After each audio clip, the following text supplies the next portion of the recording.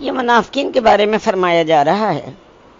کہ جب وہ مسلمانوں اور رسول اللہ صلی اللہ علیہ وسلم کے خلاف چوری چھپے سازشیں کر رہے ہوتے ہیں تو اللہ تعالیٰ ان کے ساتھ موجود ہوتا ہے۔ اگر اللہ پر ان کا ایمان ہو تو انہیں معلوم ہو کہ اللہ ہماری باتیں سن رہا ہے۔ یہ مسلمانوں سے تو ڈرتے ہیں، ان سے تو اپنی باتوں کو خفیہ رکھتے ہیں، مگر ان بدبختوں کو یہ خیال نہیں آتا کہ اللہ تو ہر وقت ہمارے پاس موجود ہے، اس سے تو کوئی نہیں چھپ سکتا۔ وَكَانَ اللَّهُ بِمَا يَعْمَلُونَ مُحِيطًا، اور یہ جو کچھ کر رہے ہیں اللہ تعالیٰ اس کا احاطہ کیے ہوئے ہے۔ اور کان اللہ، اللہ جو ہے، بما اس کے بارے میں جو یعملون وہ جو عمل کر رہے ہیں، محیطا احاطہ کرنے والا ہے، یعنی یہ اللہ کی پکڑ سے کہیں باہر نہیں جا سکتے۔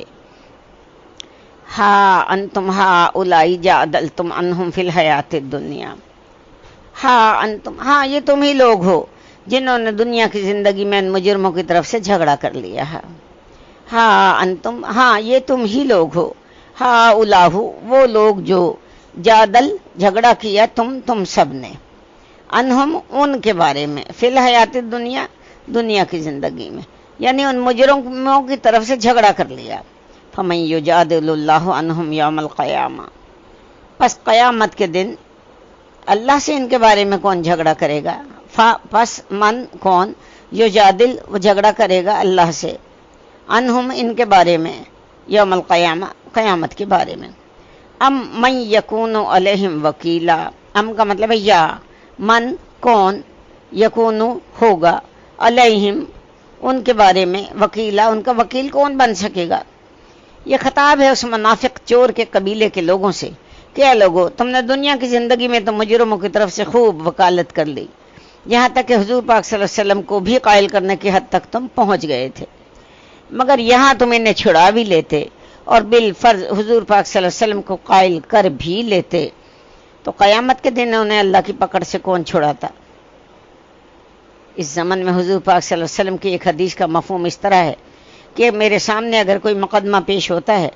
اس میں ایک فریق زیادہ چرب زبان ہوتا ہے، وہ اپنی بات بہتر طور پر پیش کرتا ہے اور میرے ہاں سے اپنے حق میں غلط طور پہ فیصلہ لے جاتا ہے۔ فرض کیجئے کسی زمین کے ٹکڑے کے بارے میں کوئی تنازع تھا اور ایک شخص غلط طور پر بات ثابت کر کے اپنے حق میں فیصلہ لے گیا، لیکن اسے معلوم ہونا چاہیے کہ اس طرح وہ زمین کا ٹکڑا نہیں بلکہ جہنم کا ٹکڑا لے کر گیا ہے۔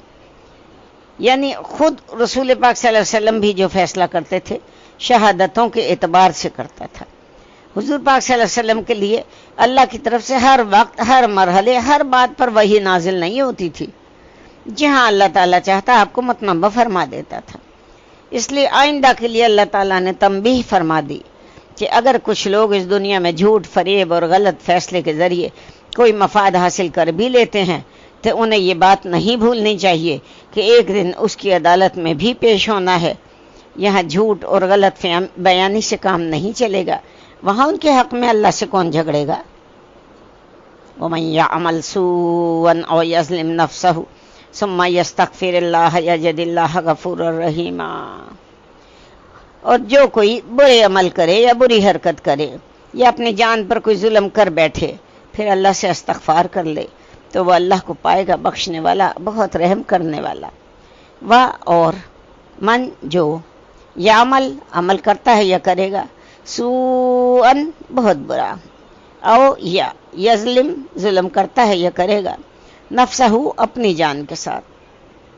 ثم پھر یستغفر وہ استغفار کرتا ہے یا کرے گا یا کر لے اللہ کے آگے، یجیدہ وہ پائے گا یا پاتا ہے اللہ کے آگے، اللہ کو کیا پائے گا؟ غفور الرحیم،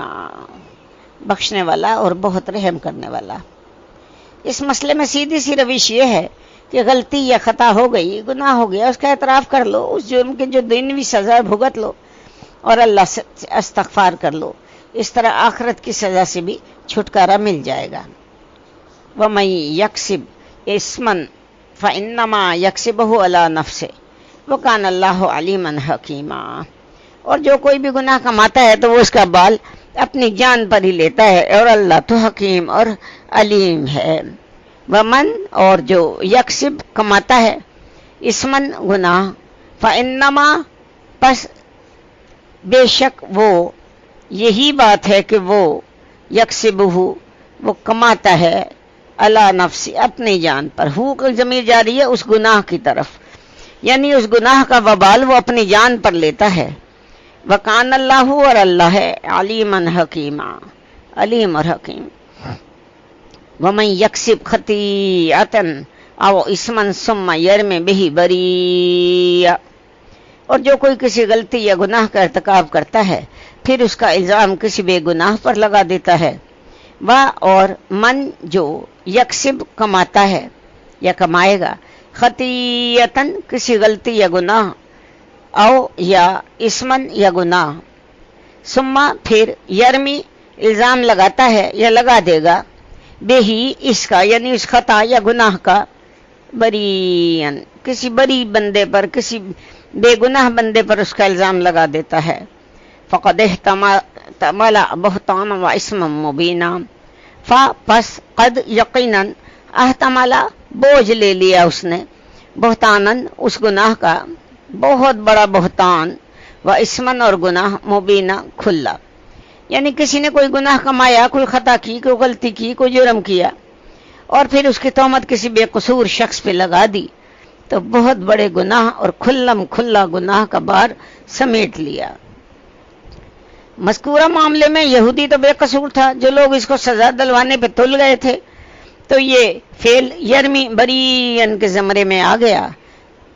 کسی بے گناہ پر اس طرح کا بہتان لگانا اللہ کے نزدیک بہت سنجیدہ معاملہ ہے۔ وَلَوْلَا فَضْلُ اللَّهِ عَلَيْكَ وَرَحْمَتُهُ لَهَمَّتْ طَائِفَةٌ مِّنْهُمْ أَن يُضِلُّوكَ، اور اے نبی صلی اللہ علیہ وسلم اگر اللہ کا فضل اور اس کی رحمت آپ صلی اللہ علیہ وسلم کے شامل حال نہ ہوتی تو ان منافقین کا ایک گروہ تو اس پر تل گیا تھا کہ آپ کو گمراہ کر دے۔ اور لولا اگر نہیں، فضل اللہ اللہ کا فضل ہوتا، علیہ آپ صلی اللہ علیہ وسلم آپ پر، ورحمتہ اور اس کی رحمت، لا احمت یقیناً ہمت کر لی تھی، یقیناً ارادہ کر لیا تھا، یقیناً تل گیا تھا اس بات پر، طائفتن ایک گروہ، منہم ان میں سے، ایدلوک ان کا مطلب یہ یدلوک کہ وہ آپ صلی اللہ علیہ وسلم آپ کو گمراہ کر دے، وما یدلون الا انفسهم وما یضرونک من شیء، اور حقیقت میں وہ نہیں گمراہ کرتے آپ صلی اللہ علیہ وسلم آپ کو بلکہ اپنے آپ کو، اور اے نبی وہ آپ صلی اللہ علیہ وسلم آپ کا کچھ بھی نہیں نقصان پہنچا سکتے، اور ما نہیں، یضلون وہ گمراہ کرتے، الا مگر انفسهم اپنے آپ کو، وما اور نہیں، یضرون وہ نقصان پہنچا سکتے کا آپ صلی اللہ علیہ وسلم آپ کو، من شین ذرا سا بھی، یعنی اس لیے نقصان نہیں پہنچا سکتے کہ اللہ پاک فرما رہے ہیں ہم ایسے مواقع پر بر وقت آپ صلی اللہ علیہ وسلم کو مطالعہ کرتے رہیں گے۔ وَأَنزَلَ اللَّهُ عَلَيْكَ الْكِتَابَ وَالْحِكْمَةَ وَعَلَّمَكَ مَا لَمْ تَكُنْ تَعْلَمْ، اور اللہ نے آپ صلی اللہ علیہ وسلم پر کتاب نازل کی ہے اور حکمت بھی، اور آپ کو وہ کچھ سکھایا جو آپ نہیں جانتے تھے۔ وَأَنزَلَ اللَّهُ اور اللہ نے نازل کیا ہے، علیکا تجھ پر یعنی آپ صلی اللہ علیہ وسلم آپ پر، الکتاب قرآن پاک، والحکمت اور حکمت، وعلما اور سکھایا کا تجھے یعنی آپ صلی اللہ علیہ وسلم آپ کو سکھایا، ماں جو لم تکن نہیں تھے تم تعلم جانتے، وکان فضل اللہ علیک عظیما اور یقیناً اللہ کا فضل ہے آپ پر بہت ہی بڑا۔ وآخر دعوانا ان الحمد للہ رب العالمین، صدق اللہ العظیم۔